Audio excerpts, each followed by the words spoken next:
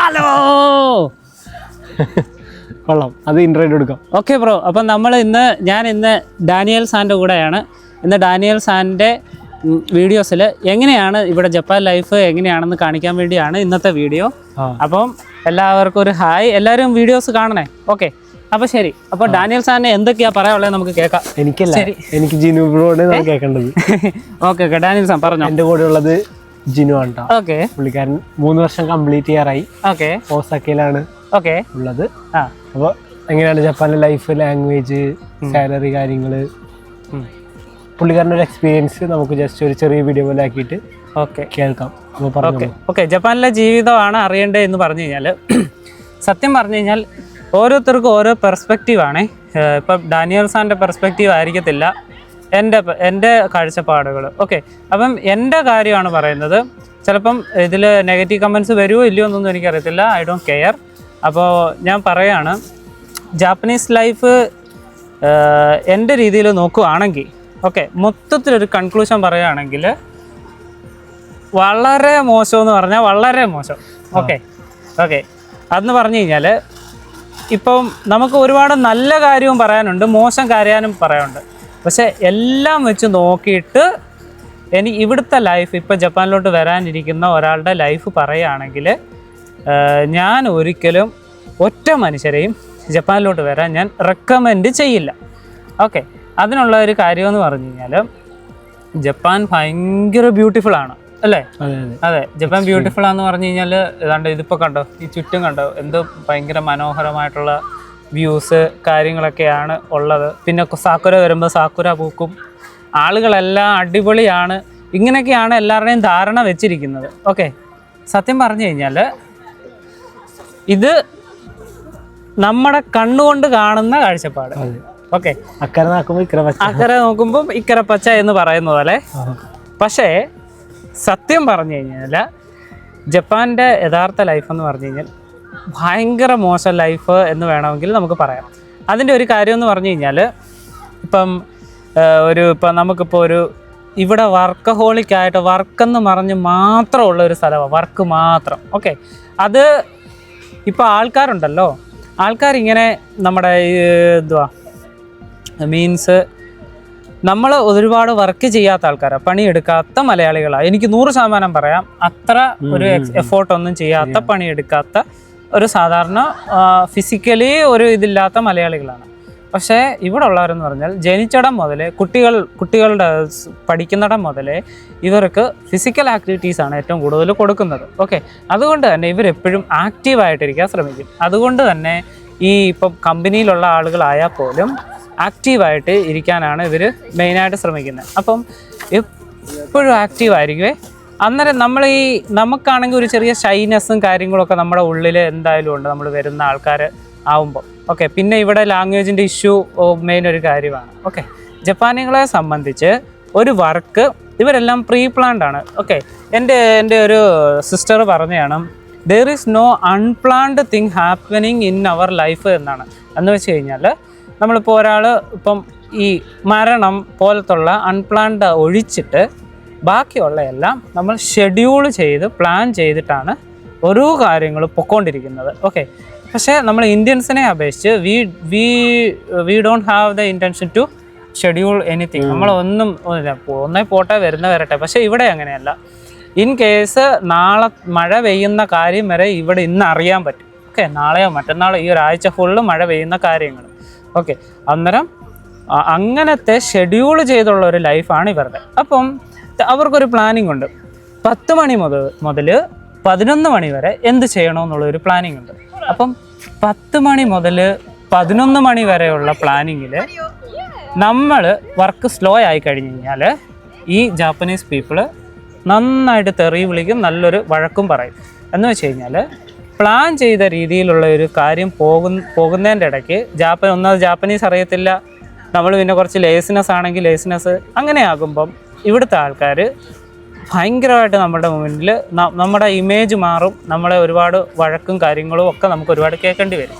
അതിൻ്റെ രണ്ടാമെന്ന് പറഞ്ഞു കഴിഞ്ഞാൽ വർക്ക് ചെയ്യാൻ വേണ്ടി മാത്രമുള്ള ആൾക്കാരെന്നാണ് എനിക്ക് പറയുന്നത്. ഈ വർക്കിംഗ് റോബോട്ട്സ് എന്ന് വേണേൽ പറയാവേ ഇവിടെ ഉള്ളവർ. എന്ന് വെച്ച് കഴിഞ്ഞ് കഴിഞ്ഞാൽ ഏറ്റവും കൂടുതൽ എന്ന് വെച്ച് കഴിഞ്ഞാൽ ഈ വർക്കിംഗ് റോബോട്ട്സ് എന്ന് പറയാൻ കാര്യം 18 മണിക്കൂറും 18 മണിക്കൂറല്ലല്ലോ 8, 9, 10 മണിക്കൂറും വർക്ക് ചെയ്യുന്നവരുണ്ട്. എന്ന് വെച്ച് കഴിഞ്ഞാൽ ഡെയിലി 10 മണിക്കൂർ. ഡാനിയൽ സാറിൻ്റെ ഒക്കെ കാര്യമാണ് കേൾക്കുന്നതെങ്കിൽ രാവിലെ എത്ര മണിക്ക് ഇറങ്ങുന്നത്? 6:30. രാവിലെ 6:30 ഇറങ്ങിയിട്ട് വൈകിട്ട് അത് മണി കഴിയുന്നത് പോലെ. ഓക്കെ, അപ്പോൾ അങ്ങനെയാണ്. ഓക്കെ, രണ്ടാമെന്ന് പറഞ്ഞാൽ ഇവിടെ ലേബർ ഷോർട്ടേജ് ഉണ്ട്. ലേബർ ഷോർട്ടേജ് ഉണ്ടായതുകൊണ്ട് തന്നെ വരുന്നവരെല്ലാം നല്ല കട്ടിപ്പണി ചെയ്യാൻ വേണ്ടി ആയിരിക്കണം വരേണ്ടത് തന്നെ. മാനസികമായിട്ട് നിങ്ങൾ തയ്യാറാകണം. അതുകൂടാതെ തന്നെ ഫിസിക്കലായിട്ട് തയ്യാറാകണം, ഫിറ്റ് ആയിരിക്കണം. ഓക്കെ, അത് പറയാൻ ഒരു കാര്യം എന്ന് പറഞ്ഞു കഴിഞ്ഞാൽ നമ്മുടെ ഒരു ഏജൻസി ആയിട്ട് ബന്ധപ്പെട്ട് ഞാനിങ്ങനെ പോയപ്പോഴേ ആ ഏജൻസിയിൽ ഈ റിക്രൂട്ട് ചെയ്യാൻ നേരം അവരുടെ ഇൻ്റർവ്യൂ പേപ്പറിനകത്ത് അവരുടെ CV റെസ്യൂമും കാര്യങ്ങളൊക്കെ അല്ലേ, റെസ്യൂമ് കാര്യങ്ങളുടെ കൂടെ അവരെ നമ്മുടെ ജെട്ടി മാത്രം ഇട്ടിട്ട് അവരുടെ ബോഡി എന്ന് വെച്ച് കഴിഞ്ഞാൽ ഫിസിക്കൽ ആണെന്ന് കാണിക്കാൻ വേണ്ടി അവരുടെ ഉടുപ്പെല്ലാം അഴിച്ചുള്ള ഒരു ഫോട്ടോയും കൂടി ഞാൻ അന്ന് കണ്ടായിരുന്നു. എന്ന് വെച്ച് കഴിഞ്ഞാൽ അവർ ഫിസിക്കലി ഓക്കെ ആണെങ്കിൽ മാത്രം, എന്ന് വെച്ചാൽ മസിലൊക്കെ ഉണ്ടോയെന്നറിയാം, വർക്ക് ചെയ്യാൻ വേണ്ടിയിട്ടുള്ള ഇതുണ്ടോയെന്നറിയാം. ഓക്കെ, ഞാൻ വന്നപ്പോഴും ഞങ്ങൾക്ക് റണ്ണിങ്, പുഷപ്പ്, ഒരു മിനിറ്റിൽ എത്ര പുഷപ്പ് അടിക്കാൻ പറ്റും, എത്ര സ്ക്വാട്ട് ചെയ്യാൻ പറ്റും, അങ്ങനത്തെ കുറെ ഇതൊക്കെ ഉണ്ടായിരുന്നു. Okay okay okay. അതായത് ആദ്യം രാവിലെ തൊട്ട് ഉച്ച വരെ ഒരു ദിവസം ഫുൾ ഇന്റർവ്യൂ ആയിരുന്നു. രാവിലെ തൊട്ട് ഉച്ച വരെ ഫുള്ള് ഇതായിരുന്നു, ഫിസിക്കൽ ഫിറ്റ്നസ് ആയിരുന്നു. അപ്പൊ തന്നെ അവർ രണ്ടാൾ ഫൈനലൈസ് ചെയ്തു. പിന്നെ ഉച്ച കഴിഞ്ഞിട്ടാണ് ബാക്കി language, communication, face to face interview. അതൊരു 4 റൗണ്ട് പോയി. Okay okay okay. ഉണ്ടായിരുന്ന എല്ലാവരും അത്യാവശ്യം ജാപ്പനീസ് അറിയാവുന്നവരായിരുന്നു. കുറച്ച് ടൈറ്റ് കോമ്പറ്റീഷൻ ആയിരുന്നു. ഗ്രിപ്പ് സ്ട്രെങ്ത് ഒക്കെ നോക്കിയായിരുന്നു ഒരു മെഷീൻ വെച്ച്. ഓക്കെ, അപ്പം അതാണ് എനിക്ക് പറയാനുള്ളത്. വരുന്നവരാരും ഞാൻ റെക്കമെൻഡ് ചെയ്യത്തില്ല വരാൻ വേണ്ടി. ഈ കാണുന്ന ഭംഗിയും പിന്നെ വേറൊരു കാര്യമുണ്ട്, Japanese people are not kind. Okay, നമ്മൾ കാണുന്ന രീതിയിലുള്ള കൈൻഡ്നെസ് അല്ല. ഇവന്മാർ എന്ന് പറയുന്നത് ഇവന്മാരുടെ ഉള്ളിൽ ഭയങ്കര എന്ന് വെച്ച് കഴിഞ്ഞാൽ അപ്പന ഇവിടെ അപ്പന പരിപാടിയാണ്. എന്ന് വെച്ച് കഴിഞ്ഞാൽ വേറെ ഒരു വികാരമില്ല, emotionally not attached these people. Okay, ഇവർ അവരവരുടെ കാര്യം തന്നെ നോക്കി ജീവിക്കുന്നവരാണ്. ഓക്കെ, അതുകൊണ്ട് തന്നെ നിങ്ങൾക്കിപ്പോൾ എന്തെങ്കിലും ഒരു പ്രശ്നം ഉണ്ടായാൽ തന്നെ ചിലപ്പം ഒരു ഹെൽപ്പ് കിട്ടണമെന്നില്ല. ഓക്കെ, പിന്നെ പബ്ലിക്കലി ഒക്കെ ചെല്ലുമ്പം കാണിക്കാൻ ഇവർ അടിപൊളിയാണ്, എല്ലാം പുറമേ അടിപൊളിയാണ് കാണിക്കാൻ. ഉള്ളില് എന്ന് പറഞ്ഞു കഴിഞ്ഞാൽ അപ്പന സെൽഫ് സെൻറ്റേർഡ് എന്ന് പറയും. അങ്ങനെയുള്ള ഒരു ആൾക്കാരാണ് ഇവിടെ. അതുകൊണ്ട് തന്നെ ഇമോഷണലി സ്ട്രോങ് ഒന്നും അല്ലാത്തവരാണെങ്കിൽ വരുന്നെങ്കിൽ ആണെങ്കിൽ ഭയങ്കര കഷ്ടപ്പാടായിരിക്കും. ഇവിടെ നമ്മൾ കരഞ്ഞാലും വീക്കാണ്. നമ്മൾ ഇപ്പം എൻ്റെ ഒരു വർക്ക് പ്ലേസിൽ ഒരു അപ്പൂപ്പൻ മറിഞ്ഞു വീണു. ഓക്കെ, പുള്ളിക്ക് ഏകദേശം ഒരു 75 വയസ്സുണ്ട്. 75 വയസ്സുള്ള ആൾ മറിഞ്ഞു വീണപ്പം ഞാൻ ഓടിച്ചെന്നു. കാരണം നമ്മൾ ഇന്ത്യൻസ് ആയി, എനിക്കാണെങ്കിൽ നമുക്ക് ഈ പ്രായമുള്ളവരോടൊക്കെ എനിക്ക് പ്രത്യേകിച്ച് എനിക്ക് കാണുമ്പോഴേ ഞാൻ പോയിട്ട് കൈ പിടിച്ച് എഴുന്നേൽപ്പിച്ചു. പക്ഷേ മറിഞ്ഞു വീണു ഒരു 1 മിനിറ്റ് 1.5 മിനിറ്റ് ആയിട്ട് പോലും കൂടെ നിന്ന ജാപ്പനീസ് ആയിട്ടുള്ള ആളുകൾ ഹെൽപ്പ് ചെയ്യാൻ പോയില്ല. ഓക്കെ, അതെന്ന് പറഞ്ഞു കഴിഞ്ഞാൽ അങ്ങനെ ഒരു ഹെൽപ്പിംഗ് മെൻറ്റാലിറ്റി ഒന്നും ഇല്ല ഇവർക്ക്. എന്നിട്ട് ഞാൻ പൊക്കിയെടുത്തപ്പോൾ പിന്നെ അടുത്ത ദിവസങ്ങളിലൊക്കെ പോയപ്പോൾ പുള്ളി നമ്മളോട് ഒരു ചെറിയൊരു കാര്യവും ഇതൊക്കെയാണ്. ഓക്കെ, അങ്ങനെയൊക്കെ ഉള്ള ഒരു അവനവൻ്റെ കാര്യം നോക്കിയുള്ള ഒരു ജീവിതമാണ് ഇവിടെ. ആൻഡ് പിന്നെ ഒരു കാര്യം എക്സ്പെൻസീവ്. അത് ഡാനിയൽ ബ്രോയുടെ ഒരു വീഡിയോയും ഞാൻ കണ്ടായിരുന്നു. നമുക്ക് വെറുതെ പൈസയൊക്കെ ഉണ്ടാക്കാം, നമുക്ക് ഒന്നെങ്കിൽ അടിപൊളിയായിട്ടും ജീവിക്കാം, അല്ലെ ക്യാഷ് കടിച്ചു പിടിച്ച് നമുക്ക് ഇത് ചെയ്ത് ജീവിക്കാം. ഓക്കെ, അത് 2 രീതിയിൽ നമുക്ക് ജീവിക്കാം. പിന്നെ പൈസയിലും നമുക്ക് അത്ര സ്റ്റെബിലിറ്റി ഒന്നും ഇല്ല സത്യം പറഞ്ഞാൽ, അത്ര ഇവിടെ എക്സ്പെൻസീവ് ആയതുകൊണ്ട് തന്നെ. ഓക്കെ, പിന്നെ വർക്കിംഗ് കൾച്ചറാണ് ഏറ്റവും മെയിനായിട്ട് എനിക്കിവിടെ പറയാനുള്ളത്. അപ്പം വരുന്നതിന് മുമ്പ് ഞാൻ പറയുന്ന എൻ്റെ അവസാനത്തെ കൺക്ലൂഷനാണ്, വരുന്നതിന് മുമ്പ് എനിക്ക് പറയാനുള്ളതെന്ന് പറഞ്ഞു കഴിഞ്ഞാൽ ഒരു 5 പ്രാവശ്യമെങ്കിലും ചിന്തിക്കുക. രണ്ടാമത്തെ കാര്യം എന്ന് പറഞ്ഞു കഴിഞ്ഞാൽ ജാപ്പനീസ് കറക്റ്റായിട്ട് പഠിച്ചുകൊണ്ട് വരിക. ഓക്കെ, ജാപ്പനീസ് ഭയങ്കര മസ്റ്റാണ്. ജാപ്പനീസ് ഇല്ലാതെ വരരുത്. ഓക്കെ, ഒരിക്കലും വരരുത്.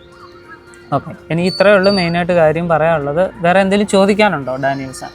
ഇല്ല, ഇപ്പൊ ഇതിൽ തന്നെ എല്ലാം പറഞ്ഞെന്ന് തോന്നുന്നു. പറഞ്ഞെന്ന് തോന്നുന്നു. ഓക്കെ, ഇതിപ്പോ എന്റെ കാഴ്ചപ്പാടാണ്. ഇല്ല, പറഞ്ഞതിൽ ഇപ്പൊ ഓൾമോസ്റ്റ് എല്ലാം ശരിയാണ്. ഇവര് കൈൻഡ് ആണെന്ന് ചോദിച്ചാൽ ഇവർ കൈൻഡ് ആകുന്ന പോലെ കാണിക്കുവാണ്. ഇപ്പൊ ഫോറിനറിനോടാണ് ഇത് ജപ്പാനോട്. എനിക്ക് കാറിൽ ഷോ ഓഫ് ആണ്. ഞങ്ങൾ വണ്ടിയിൽ പോകുമ്പോഴാണെങ്കിലും ചിലപ്പോൾ വേറെ ജപ്പാൻകാർ വട്ടം വെക്കുകയോ ചിലപ്പോൾ സ്ലോ ചെയ്യും. ഇവര് കാറിനകത്തിരുന്ന് തെറിയാണ്, ജാപ്പനീസ് തെറിയാണ് പറയണത്. പക്ഷെ പുറത്ത് കുഴപ്പമില്ല, ഓക്കെ ഓക്കെ. ഇങ്ങനെ വേറൊരു കാര്യം എനിക്ക് പറയണ്ടേ, നമ്മുടെ ഈ മലയാളി ഉണ്ടല്ലോ, മലയാളികളുടെ പ്രോ വെർഷനാണ് ജപ്പാൻ എന്ന് എനിക്ക് ജാപ്പനീസ് എന്ന് തോന്നിയിട്ടുണ്ട്. അത് പല കാര്യത്തിലുവേ. അത് പക്ഷെ എത്രത്തോളം എല്ലാവർക്കും അക്സെപ്റ്റബിൾ ആണെന്ന് അറിയത്തില്ല.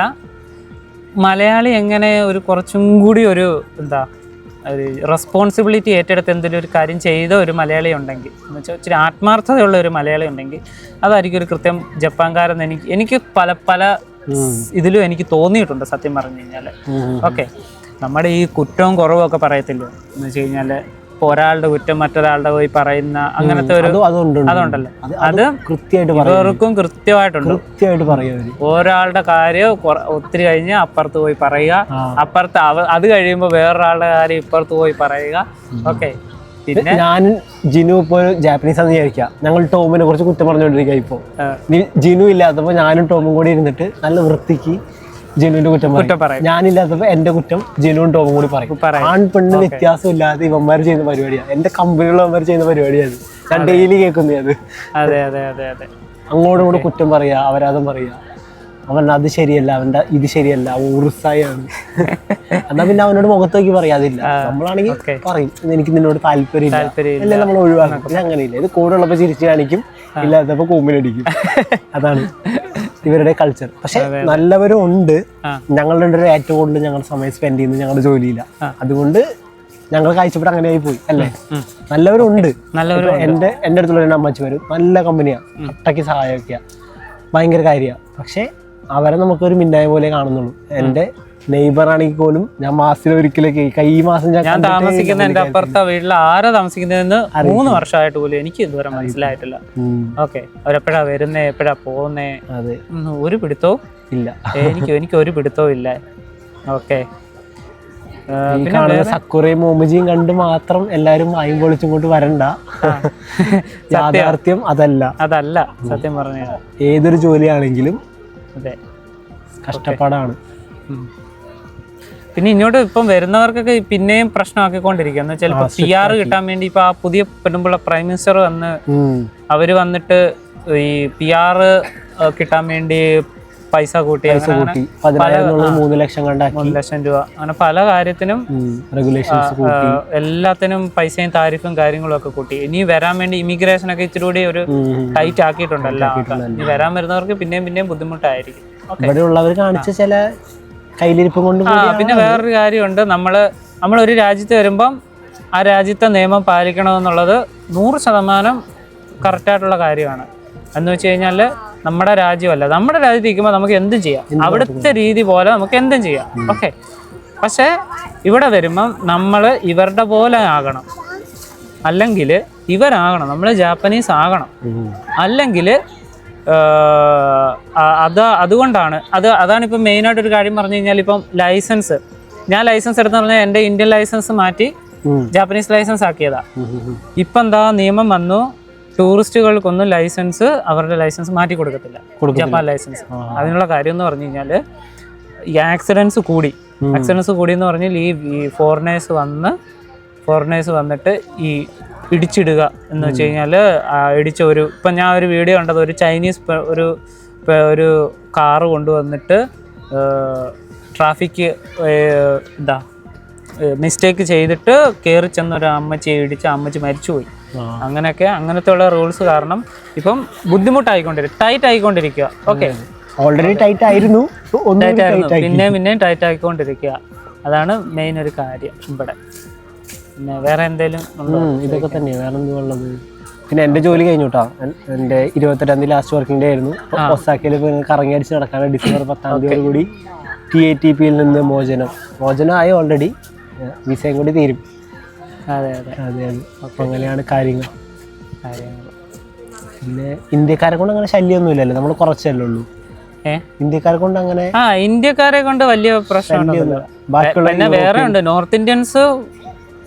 എനിക്ക് നോർത്ത് ഇന്ത്യൻസ് കുറച്ച് ഇതാണ് ഇത്തിരി. പിന്നെ എനിക്ക് പിന്നെ വേറൊരു കാര്യമുണ്ട്, നമുക്കിപ്പം വരുന്നവർ ഈ നമ്മുടെ ഇന്ത്യൻസ് സ്മെല്ലുണ്ടാവും ശരീരത്തിൽ. കഴിഞ്ഞാല് സ്പൈസി ഫുഡ്, പിന്നെ നമ്മുടെ നമ്മുടെ ഒണിയൻസ് കാര്യങ്ങളൊക്കെ കഴിക്കുന്നോണ്ടേ അതൊരു പ്രശ്നം പറഞ്ഞു കേട്ടിട്ടുണ്ട്. അതുകൊണ്ട് വരുന്നവരൊക്കെ കുറച്ചുകൂടി നമ്മുടെ സ്മെൽസ് ഒക്കെ കറക്റ്റായിട്ട് ഒന്ന് നമ്മളറിയത്തില്ല നമ്മുടെ സ്മെല്ല്. ഇവർക്ക് പെട്ടെന്ന് കണ്ടുപിടിക്കാം, പെട്ടെന്ന് അറിയാൻ പറ്റും. അത് മാത്രമേ ഉള്ളൂ, സ്പൈസ് കഴിക്കാത്തവരായി. പിന്നെ വേറൊരു അഡ്വൈസ് കൂടെ എന്ന് പറഞ്ഞു കഴിഞ്ഞാൽ, വരുന്നവര് ഒന്നും നോക്കാതെ അങ്ങ് പണിയെടുത്തണം. എന്ന് വെച്ച് കഴിഞ്ഞാല് ജപ്പാൻകാരനെ പോലെ ചിന്തിച്ച് എനിക്ക് ഏറ്റവും ടഫായിട്ട് തോന്നിയിട്ടുള്ളത്. ഇപ്പോ എന്തെങ്കിലും ഒരു സാധനം എടുത്ത് വന്നിട്ട് എടാ ഇത് നീ എവിടെയെങ്കിലും കൊണ്ടുപോയി വെക്കുന്നു പറഞ്ഞു കൊടുത്താൽ എല്ലാ ജപ്പാൻകാരും ഒരേ സ്ഥലത്ത് കൊണ്ടുപോയി. ഞാൻ എങ്ങനെയൊക്കെ ആലോചിച്ചാലും അവർ എന്തിനാ അവിടെ കൊണ്ടുപോയി വെച്ചത് എനിക്ക് ഇതുവരെ മനസ്സിലായി. അതുകൊണ്ട് അത് ഭയങ്കര ഒരു ബുദ്ധിമുട്ടായിട്ട് എനിക്ക് തോന്നിയിട്ടുണ്ട്, ഭയങ്കര ചലഞ്ചിങ് ആയിട്ട്. പിന്നെ വേറൊരു കാര്യം എനിക്ക് തോന്നിയെന്ന് പറഞ്ഞു കഴിഞ്ഞാല്, ഇവന്മാര് ഇപ്പം നമ്മളൊരു ഫോൺ ഉണ്ടാക്കുകയാണെങ്കിൽ, നമ്മളിപ്പോൾ ഫോണിൻ്റെ ബാറ്ററി ഇട്ടെന്ന് വിചാരിച്ചോ, ബാറ്ററി ഇട്ട് കഴിഞ്ഞിട്ട് അടുത്ത കാര്യം എന്ത് ചെയ്യേണ്ടതെന്ന് അറിയാം. അപ്പം നമ്മളെപ്പോഴും നെക്സ്റ്റ് കാര്യം എന്താണെന്ന് ചെയ്യുന്നതെന്ന് ആലോചിച്ചുകൊണ്ടിരിക്കണം. ഓക്കെ, നമ്മൾ സ്റ്റോപ്പ് ആവാൻ പാടില്ല. അല്ല ആരെങ്കിലും പറഞ്ഞു തരും ഇത് ചെയ്തു തരും എന്നുള്ള ഒരു കാര്യം നമ്മൾ ചെയ്ത് കഴിഞ്ഞിട്ട് നെക്സ്റ്റ് പ്രോസസ്സ് എന്താന്ന്, നെക്സ്റ്റ് അടുത്ത ഇവർക്ക് എപ്പോഴും മുന്നേ ഉള്ള ചിന്തയ. എനിക്ക് പലപ്പോഴും ഡ്രൈവിങ്ങിൽ ഇത് തന്നെയാണ്. ഇവര് ഇപ്പം നമ്മളൊരു ഇടത്ത് ഇങ്ങനെ നിർത്താൻ പോവാണെങ്കിലേ ഇവര് ദൂരെയുള്ള നോക്കിയിട്ട് ആ ഇടത്ത് വശത്ത് നിർത്താൻ പറ്റുന്നുണ്ടോ എന്നുള്ള കാര്യം നോക്കും. പക്ഷെ ഞാൻ അങ്ങനെയല്ല. നമ്മളോ അങ്ങനെയാണോ ഞാൻ അങ്ങനെയാണോ ഐ ഡോണ്ട് നോ. ബട്ട് നമ്മൾ നിർത്താൻ പോകുന്ന കയറി ഇങ്ങനെ അങ്ങ് നിർത്തും. പക്ഷെ ഇവരങ്ങനെയല്ല, ഇവര് ദീർഘവീക്ഷണം, ആ മുന്നേ ഉള്ള കാര്യം ശ്രദ്ധിക്കും, ഫ്യൂച്ചറിലെ കാര്യം നോക്കുന്ന പോലെ. എനിക്ക് എപ്പോഴും ഒരു ഫ്യൂച്ചറിലോട്ട് നോക്കിയുള്ള ഒരു ചിന്ത. പ്രസന്റിൽ ജീവിതം പണി വയസ്സായി കഴിഞ്ഞിട്ടാണ് പിന്നെ ലൈഫ് എൻജോയ് ചെയ്യുക, ക്യാമറ മേടിക്കുക, ഫോട്ടോ എടുക്കുക, ട്രാവൽ ചെയ്യുക, അങ്ങനത്തെ പരിപാടികളൊക്കെ ഇവിടെ. ഭയങ്കര എക്സ്ട്രീം വർക്കഹോളിക്കാണ് ഇവര്. ഇതിനു മുമ്പത്തേത് കണ്ടൊക്കെ ചെറിയ ഐഡിയ കിട്ടിയിട്ടുണ്ടാവും. വേറൊന്നുമില്ല, അപ്പം നിർത്താല്ലേ? വേറൊന്നുമില്ല. അപ്പൊ ശരി, ഓക്കെ, ബൈ. അപ്പോ ഡാനിയൽ